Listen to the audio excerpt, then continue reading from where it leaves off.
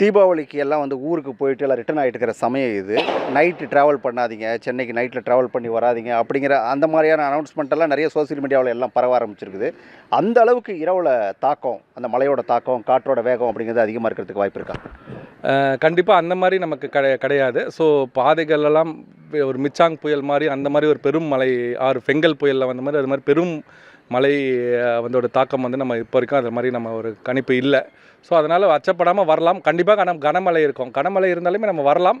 But அச்சப்பட தேவையில்லை. அந்த மாதிரி ஒரு மழையை தான் நம்ம பார்க்குறோம். 10 சென்டிமீட்டர்லாம் நம்ம எனக்கு தெரிஞ்சு நம்ம மக்கள் வந்து அதுக்கு யூஸ் டு ஆகிட்டாங்க. அதனால் அது வந்து அந்த மழையெல்லாம் அவங்களால கண்டிப்பாக தாண்டி ட்ராவல் பண்ணி வர முடியும் மழை தான் இருக்கும். ஸோ அதனால் மழை பெய்யும் கண்டிப்பாக. ஆனால் வரவே வராதிங்க, இந்த அங்கேயே இருந்துருங்க, அந்த மாதிரி மழை வந்து கிடையாது. கண்டிப்பாக ஏதாவது ஒரு சில இடங்களில் கனமழை இருக்கலாம்.